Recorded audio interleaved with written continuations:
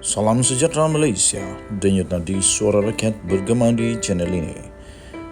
Jangan lupa tekan butang subscribe, like dan share. Malaysia kita punya, cintai Malaysiaku, kita jaga kita.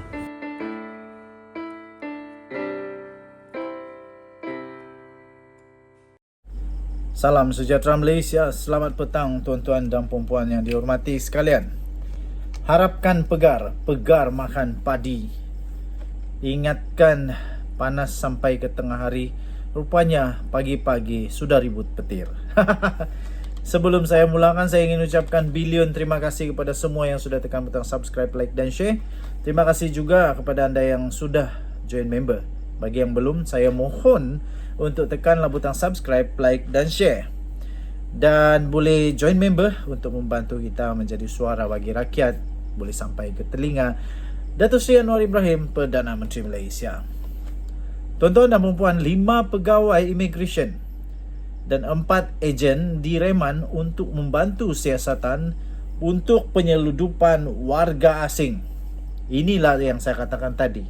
Harapkan pegar makan padi.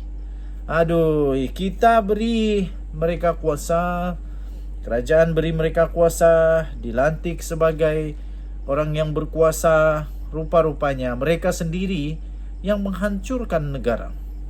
9 individu termasuklah 5 daripada pegawai Jabatan Immigration. Ini kesian ni. Telah pun direman 6 hari bagi membantu siasatan berhubung satu sindiket menyeludup keluar pendatang asing tanpa izin PATI melalui lapangan terbang. Walawi, dari lapangan terbang yo. Magistrate Leona Dominic Mogiliu mengeluarkan perintah reman itu bermula 24 sehingga 29 Mac ini selepas membenarkan permohonan Pegawai Penyiasat Suruhanjaya Pencegahan Rasuah Malaysia SPRM di sini pada hari ini. 5 daripada pegawai immigration itu berusia 30 hingga 41 tahun. Itu terdiri daripada 3 wanita, 2 lelaki. Masing-masing bertugas di lapangan terbang Tawau, LTT, dan telah ditahan di antara jam 2 petang sehingga 9 malam tadi menerusi ops lancar oleh SPRM. 4 lagi individu awam yang disyaki ejen masing-masing ditahan di lapangan terbang antarabangsa Kuala Lumpur, KLIA dan sekitar daerah Tawau antara jam 3 hingga 5 petang pada hari yang sama. Semua mereka yang disyaki telah menerima wang suapan berjumlah RM100 sehingga RM3,000 bagi setiap PATI daripada ejen sebagai dorongan untuk melepaskan PATI yang menggunakan kad pengenalan individu lain daripada pemeriksaan di LTT. Pegawai Penyiasat SPRM Wan Muhammad Iqmal Wan Ishak dalam permohonannya memohon tempoh reman selama 7 hari bagi melengkapkan siasatan mengikut Seksyen 16(A) Akta SPRM 2009. Katanya berdasarkan siasatan dan risikan yang telah dijalankan, kegiatan sindiket itu bermula sejak tahun 2021 lagi yang membabitkan penyeludupan keluar parti dari Sabah ke Semenanjung melalui lapangan terbang. 24 Mac 2023, 9 individu termasuk 5 pegawai Jabatan Immigration JIM direman 6 hari bagi membantu siasatan SPRM. Kita harap semoga Malaysia akan berintegriti selepas ini. Jangan main-main, akhirnya tupai jatuh ke tanah juga. Bye-bye. Salam sejahtera Malaysia, denyut nadi suara rakyat bergema di channel ini. Tuan-tuan dan puan-puan yang dihormati sekalian, di sebalik janji selesai masalah air banjir di Kelantan, PAS tiba-tiba meramalkan bahawa UMNO tak akan menang satu kerusi pun PRN nanti. Apa pendapat anda? Tapi sebelum itu, sila tinggalkan komen dan mohon kiranya untuk anda tekan butang subscribe, like dan share untuk kita support channel ini supaya boleh menjadi suara bagi rakyat, boleh sampai ke telinga Datuk Seri Anwar Ibrahim, Perdana Menteri Malaysia. Tuan-tuan dan puan-puan yang dihormati sekalian, PAS mempersoalkan janji parti tertentu untuk menyelesaikan masalah air di Kelantan sekiranya diberi mandat pada pilihan raya negeri akan datang.